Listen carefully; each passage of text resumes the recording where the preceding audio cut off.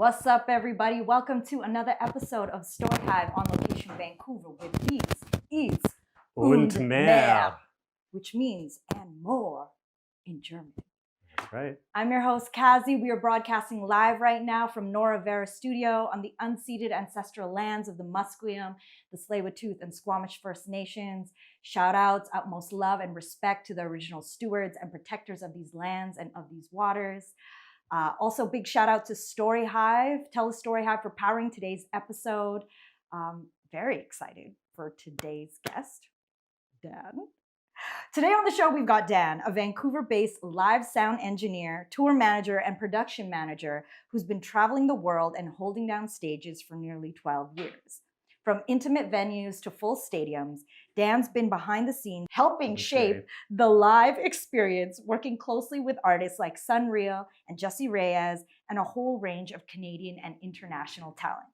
In this episode, we're getting into the world of live sound engineering, what touring life really looks like, how he stepped into his path, and what it's been like to witness his friends grow into the stars they are today. Let's get into it. That sounds exciting. Dude, thank you. I'm so happy you're here. Yeah. I've known you for a long time, actually, I realized. Yeah, it's kind of full circle for us here. It really is. And, you know, it's actually really rare to catch you in a moment where you're in the city. I feel like when I was thinking about, the last time we hung out was like a year and a half ago. Yeah. You know, and since then, much like it revealed in your bio, you've been traveling the world, working with incredible artists, and doing this amazing thing called making people sound good, which is so underrated. Like, you are the magic man that people don't see and don't know, but you are literally a huge component to making people who buy tickets to go to these shows like have the experience that they're having. So first of all, let's give you your flowers. Much deserved. Thank you. Yeah, appreciate it. And that, you know, it's a very rare opportunity to also be able to hear from people who are in those behind the scenes roles. And so I would love to start this conversation with knowing more about your early beginnings. Like, tell us about the young Dan and, you know, the environments that shaped essentially your creative self. Yeah. I mean, we could start way back because we started the episode with German. Yep. So let's go way back. We can go way back to Deutschland. Little Dan, growing up over there. Where were you born over there? Well, I was actually born in Nova Scotia, okay. But before I turned 1, we went back to Germany for a while. And in the house we lived in there, we had someone renting a room, and she was a harp player. Wow. For the symphony. So I would go to sleep with, hearing the harp playing and stuff. Yeah. And my mom would take us to the symphony, and I'd usually just sleep through it and whatever. But that was kind of the introduction to music for me. And I think that's what started it all and instilled how calming music can be for me. And then my brother, still is very musically gifted. He played the cello growing up. I tried my hand at some instruments and stuff, but it didn't, nothing really stuck because we moved to Canada, and we moved out west to the Okanagan, and there I got really into skateboarding and sports. I was like, oh, sports. I didn't continue on with playing an instrument. I played harp a little bit when I was a kid, and oh my God, I love that. Yeah, it's a really cool instrument. Yeah. I love it. But yeah, so I kind of got into sports, but then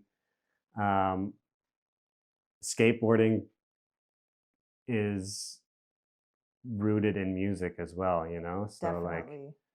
There's such a huge influence of music and skateboarding. So that when I started skateboarding again, I got reintroduced to and introduced to a lot of music that I didn't really know. When I first started skateboarding, it was the scene I was in was more kind of punk and hash and stuff. And did you just say hash? Yeah. What genre is that? I never heard of Well, it's they're the type of skateboarders that listen to punk music and wear tight jeans and there was like a crew of professional skaters that would like identify as Hesh and stuff. So, they had that kind of music. And then there was like the fresh skaters that listened to like hip hop and rap and stuff. And their video parts would have rap and hip hop as the song that they skated to. And so, I got into like skateboarding and punk music. And my brother would, when I was still pretty young, would take me to like punk shows in Vernon and Darcy's basement, like, so he kind of kept the live music aspect for me going. And even when I was very young, being able to go to shows was like, it was such a cool experience. I was like, oh my God, like it's loud, there's people jumping around. Yeah, and the energy. So, yeah, I was like, this is really cool. Yeah. So shout out to my brother for always dragging his little brother along. Yeah, and then skateboarding. Yeah, as things, we started making skateboard videos at a time where there was no instructions on how to do it. We'd like have a rip of Adobe Pro or something, and we'd connect some VCRs, and we'd make this sponsor me tape, and we'd put a hip hop song to it or something. So a lot of the like early hip hop days was a lot of the music that I heard on skate videos. Yeah. Okay, and so then how did eventually, you went to school and studied live production. How did that path end up coming your way? So a lot of it, once again, stems to like skateboarding. The people I met skateboarding, I met SonReal. Yeah, shout out to Aaron, SonReal. Yeah, I met him at the skate park when I first moved to Vernon, and then me and my homie Dane, who's like shot all of SonReal's music videos. Yes. We started making the skate videos together. We were in like video class together. And we all moved to Vancouver. And we, worked construction. Dane was in the skate industry making videos. And I started doing like some kind of crappy beat production in my room at 1851, which is like a legendary house for our crew in Vancouver. I'm literally having it in my mind as you're talking. Yeah. But yes, so living in this creative house.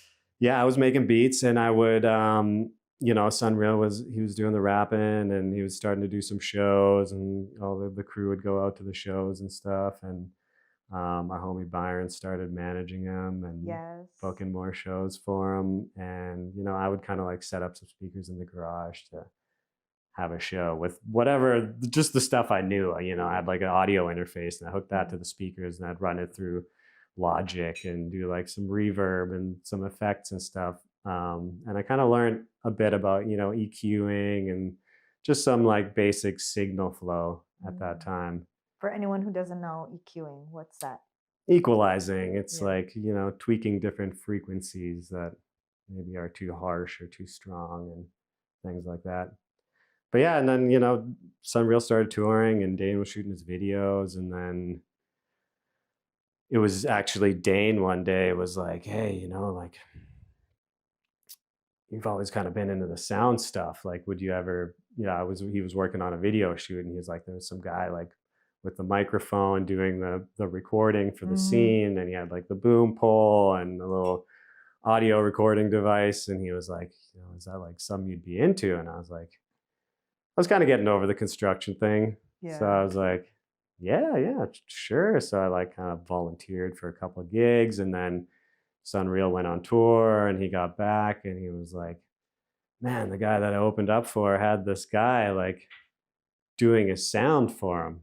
And he was like on the tour, and they're like paying him and stuff. I was like, whoa, that sounds pretty cool. And so from there, I just, while I was still working, I took an audio engineering course at a school called Nimbus. It's no longer around. And I did like a live sound course. It was a quick, like just to get the basics, but it was really good to do like the audio engineering part and really learn like about audio and sound waves and things like that, and the basics like EQing and what does sound do? It's a science. Yeah. And signal flow, what happens when you talk into that mic? Where does it go? Like what's the route it takes? But yeah, that's, I did the audio engineering courses. They're really good. And I like volunteered for a bit. And SonReal had a tour lined up pretty much right as I was about to end, and I was doing some volunteering, and there's like, it was actually like fuel. There was, people that'd be like, oh man, like you better get used to like pushing cases, because that's like, if you're getting into the industry, What that's does like that what you mean? got to do. Like you got to help load in and like Right, push right, the right. equipment. It's like in recording studios, it's kind of old school, but you had to be a runner, like the guy that just gets coffee for like a few years before you get to start like working with the equipment, Right. So But meanwhile, yeah, I actually, was you like, got no, thrown right man, you in. watch me. I'm gonna get out there. I'm gonna do it. Yeah, so I got to go on SonReal's tour where he opened up for Classified, which was also like a cool moment for me, because I went to his Yep. concerts when we were young, and I was like, man, Yes, Canadian hip hop legend. yeah, doing a couple shows with him this Sunday and Monday. That's crazy. That's a full Yeah, circle yeah. moment. If you're in Calgary or Winnipeg, free show. Ooh, Yeah, what? yeah. I love that you essentially, out of necessity, because the homie was like, hey, this is a real job. They had a guy. You could be that guy. You kind of already have this inclination for it. Yeah. And then a quick little 1-2, take a course, level up on some knowledge, and then step right into the role that was needed and be part of the squad, which you already are, Yeah.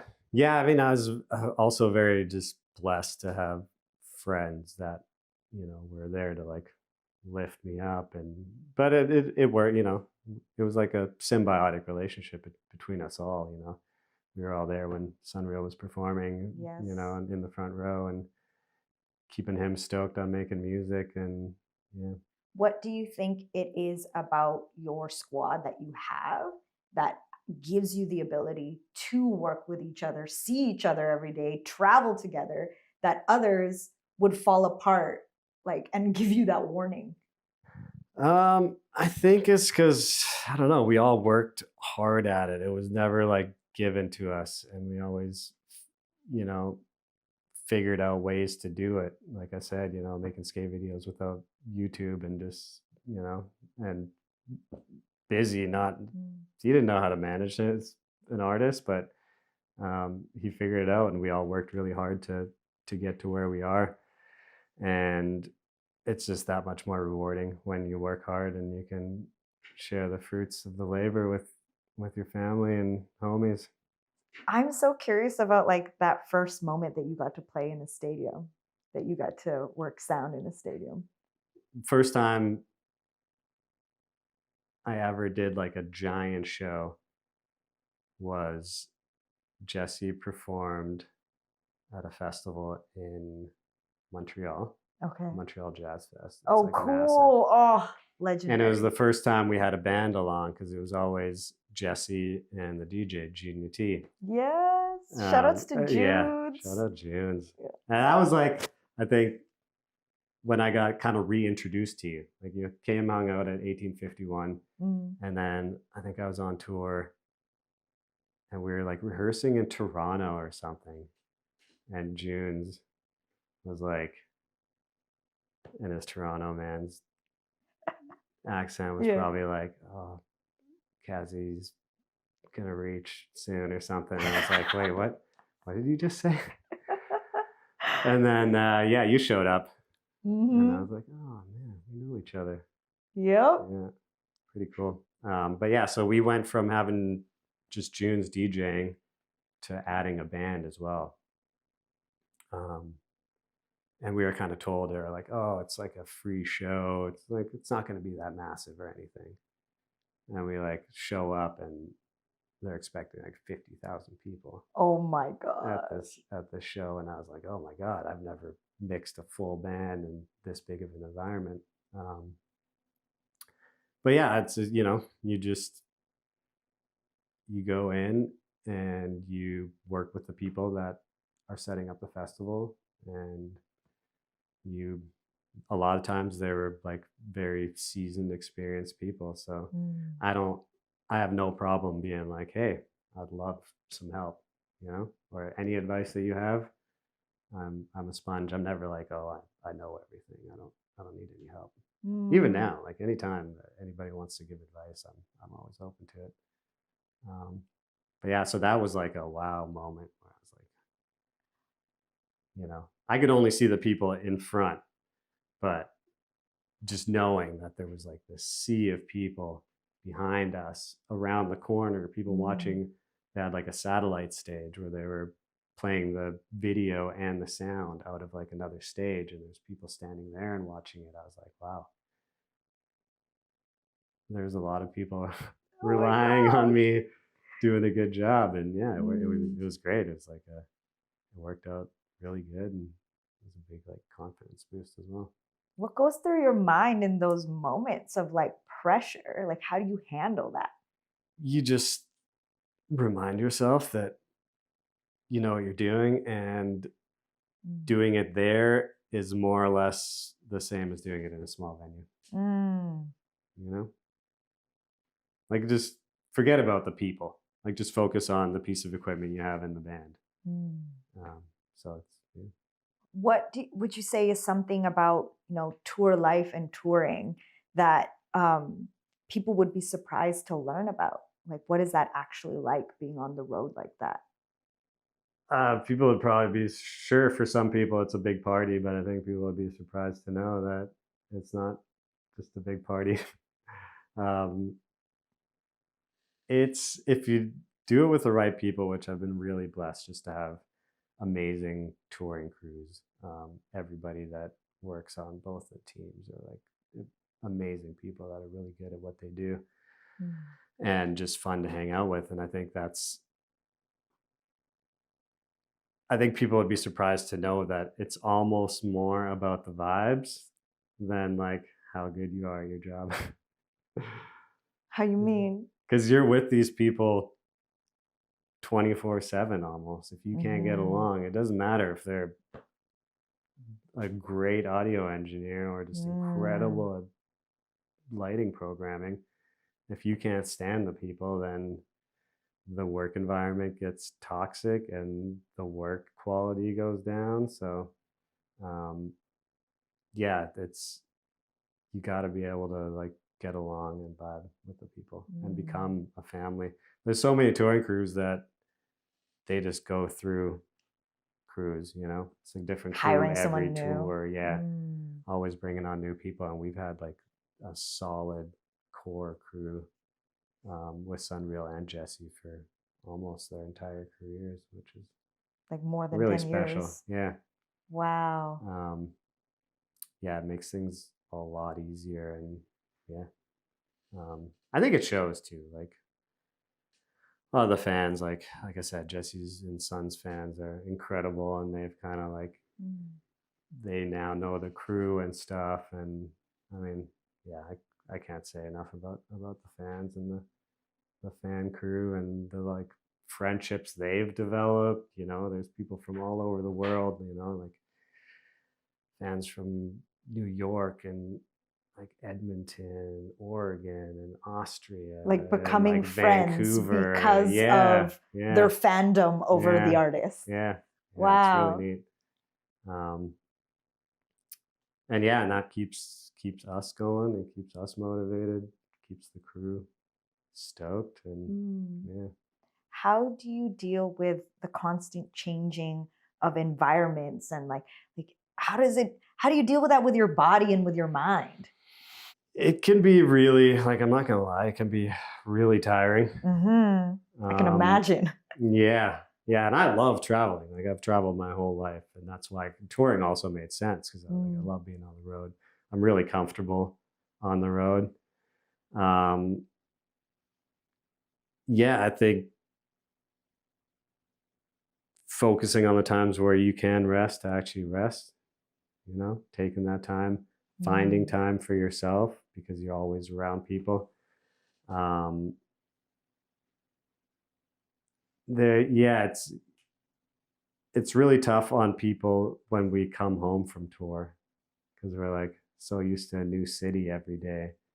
We're so used to sleeping in a tour bus or a new hotel that it's like that becomes normal and that feels normal. Then coming Oh home my gosh, that's feels interesting. foreign. Yeah. Um, but yeah, it's a balance act of like not overworking yourself. I think touring crews have a tendency to really push our bodies and minds, because we're, like we touched on this earlier, we're putting the show, we're putting everything before us, which is very rewarding when, you know, you work your butt off and you have a room full of people singing songs, and like you could look at their faces and they're laughing or they're crying, you know, then it's like, oh man, this is all worth it. But you do have to focus on yourself a little bit too. And if that means like spending time alone, or finding time to meditate, or just going to sleep right after loadout instead of hanging with the crew and everyone's like, oh, come out, just, you know, one drink or something. Yeah, you gotta keep yourself in mind as well, which, like I said, it's tough to do when you're out there sometimes. But yeah, gotta love yourself. What was the stuff that came out of actually being in the world, doing the thing that you're like, dang, school could have never taught me this? Like actually troubleshooting in like real life situations. You know, in school, I'll be like, oh, this could go wrong. And then you're like, okay, you have like a bunch of time to like try and figure it out or whatever. But real life moments. Yeah, real life moments where you're like, oh, wow, okay, I have to figure this out right now. Yeah. Or there's going to be some angry people in here. Oh my gosh. But yeah, but you know, and that's where what you learned in school comes in handy. You know, like, okay, I think like troubleshooting is an art form, and some people get it, some people don't. Have you ever been in a moment where like something went really wrong and you had to step to the plate and fix it? And if so, like how did you handle that stressful situation? Oh, mango glaze. What? Yeah, the glaze This is my motherland right here, yeah. Philippines. The glaze is so nice. Citrusy. Bright. Citrusy, sweet, bright. Yeah. Bright, light. Tingles the top of your mouth. Oh, yeah. I've luckily never had anything go like super wrong. No showstoppers. Ever? No. You're lucky. No showstoppers. But I think that's also where it never got to that point. Like small things would go wrong, and being able to jump on it and figure it out before it became a showstopper. And then also with the bigger crews, you have people that are great at their job, and then you don't really have to worry about it. Obviously with technology, things go wrong during a show, and a lot of times you can like fix it without anybody noticing. Only we notice when things go wrong. Might see us running around a little frantic, but yeah, you know, like with video LED walls and stuff, little panels will go out here and there, and yeah. Man, you make so many things happen. Yeah, not just me, but everybody. It's true. It's true. But there also needs to be the person who is a leader, you know, and just able to like step to the plate and step to the moment. Right. And then that also sparks everybody else to get their booties in gear. That's right. Yeah. You know? Yeah. But it's rewarding. It's like I said, it's incredible. I'm going in for chocolate here. Yeah, chocolate time. Ooh. Chocolate is my favorite. Yeah. I always get like dark chocolate ice cream. Dark chocolate. It's a health food. It's a health food. Cheers. Cheers. Look at that. So you're 12 years deep. Yeah, almost. Getting there. What do you see for yourself moving forward in the future? What do you dream of in terms of like future shows or future, like however way you want to take your career path? Touring, I'd really like to, you know, do like a headline and arena tour. So cool. I think that'd be pretty amazing. I obviously don't want to tour the rest of my life. I would really like to get involved in, I think I've always wanted to start a venue, just because like I've been to so many venues now, and You have the seen data in your I've seen all mind. the good things about venues, all the crappy things. And, yeah, and I just think live music is very important, and I want people to keep going to concerts. Yeah, I think music for society is just really important. Musicians are a pivotal part of keeping society peaceful. Agreed. And keeping the energy right. So yeah, I'd love to just be involved in providing the people with music in the future. And also, I think teaching would be pretty cool. And getting young people into the industry and excited about tour managing and doing sound, because we need young people and we need females doing it. Hell yeah. There's enough guys in the industry, so I think it'd be cool to really get young females interested in live music. I love that you said that. That makes my heart so warm. Yeah. And it's true. Oh yeah. And maybe this future venue one day we might collab on it, because much like you, I've dreamed of having and creating a space based on having seen and experienced so many spaces. I'm definitely paying more attention and learning a lot more around sound. And what's so funny is that, because I started in video world, right? Yeah. That's what I went to school for. But like only in my later 30s, because my ears are getting more sensitive, and I started to hear like a slight, like it was a couple of years back, it's not so much anymore, but like the slight ringing. This is when I started to wear earplugs and like went down the ear loops. Yeah, wear earplugs, everybody. If you're going to a concert. / if you want this to be your lifestyle until you're old, like, come on. You got to protect these babies. Like, this is one sense that I never want to lose. Yeah. But anyways, blah, blah, blah. As a result of that, I just like started to have a deeper interest in understanding and wanting to learn more about sound. And anyway, I love that you said this, and I love that that is a goal and a dream and how you see things in the future. Yeah. I'd like to be part of the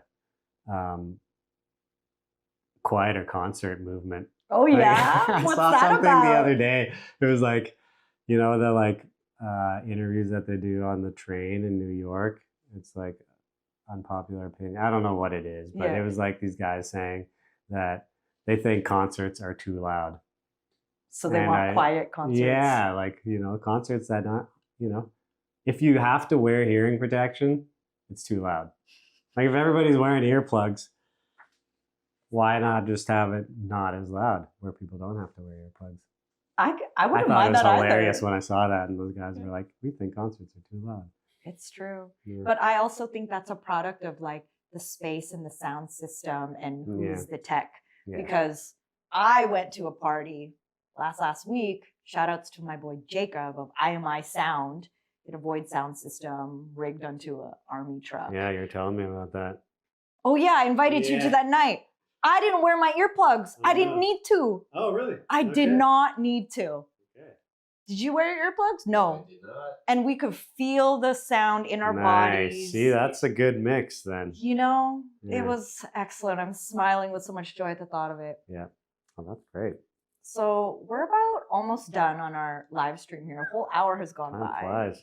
But I have some fun rapid fire questions I want to ask you. Okay, wow. So, first thing that comes to your mind, don't overthink it, blah, blah, blah. You ready for this? Yes. Let's go. Go-to bevy of choice, morning and night. Cortado. Ooh, he's a Cortado man. And water. Good choice. H2O. Combination, actually. What makes a great live sound engineer versus an average one? Someone that involved and cares about it. Ultimately, there's so many guys that just go, all right, it's good. I'm gonna sit on my phone. But and Average. also, average, yeah. You got to be present. You got to be there. You got to be focused on the sound, and you got to use your ears. Boom. One piece of gear you can't live without. My ears. Important. Yeah. Agreed. Best piece or of these gear. things. Yeah. And your heart. Yeah. One word to describe tour life. Fulfilling. A small detail that makes a big difference in a show. A crew and artist that cares. A personal value you refuse to compromise on. I don't know, like an integrity or humility, like, yeah, just being a good person. Okay, my last question for you. Something that's been bringing you joy lately. Focusing on myself. I love the work that I do. I think it's really important to love the work that you do. But you also have to love things outside of that work and other things that give you joy. Yeah, just I've been touring so much in recent years, reconnecting with some really basic things. Baking bread. Yeah. Man bakes bread. Going to the farmer's market, doing yoga, just simple things. They don't have to be super crazy. Just little things that give you joy and a moment away from work. When you love what you do, it's so easy to get fully wrapped up in it. And that's all you think about because you're like, oh man, I love what I do. And it's good to do other things that you love. And yeah, especially things you don't get paid for. Yo, shout outs to you for being here, for being brave and courageous. Your emoji, melty, smiley face. I was like, what's that face mean? And you're like, I'm nervous and excited. And, I'm really stoked that it aligned timing-wise for you to be here. Yeah, you're going on a trip. I'm going on a trip. Yeah, and this is also the end. I'm like 2 more episodes to the end of season 4, which is crazy. Congrats. Thank you. Awesome. Yeah, just consistency and doing a thing, Anyway, this has been a really dope conversation, learning more about everything that you've learned and also you filling in the gap from when we first met to how you've grown into this dream role that you created for yourself with your friends. Yeah. Shout outs to everybody who's tuned in right now, tuned in on the live stream or watching the replay after. We appreciate you. If you are a creative or an artist or musician and you're based here in Vancouver and you'd like an opportunity to sit down and share your story with me and possibly eat some yummy sweet treats, you could just, on the edited version of this video, there's a QR code that's going to pop up. You can scan that and fill out the form, and who knows, maybe you will be next in line to have a chat with me. You're great to chat to. You make it so easy. Thank you. Yeah. I know. I disarm. Yeah, that's right. And I nourish. These are my superpowers. Yeah, I feel nourished. Well, Dan, if people want to follow along your journey or find you or, seek out some possible mentorship for these future teaching offerings, especially if you're a female with, an inclination towards sound, where can they find you? Yeah, we're tour managing. My Instagram, it's mentioned on your post. The Money Bunny. Yeah. The only one I've ever had. SonReal came up with that one for me. I love that. Yeah. It's the Money Bunny. Boom. Well, once again, shout out to all of y'all. We appreciate you. Appreciate MOARRR Studio, TELUS STORYHIVE for powering today's episode. I am your host, Kazi, and y'all have been tuned in to TELUS STORYHIVE on location Vancouver with Beats, Eats, und mehr. And yeah.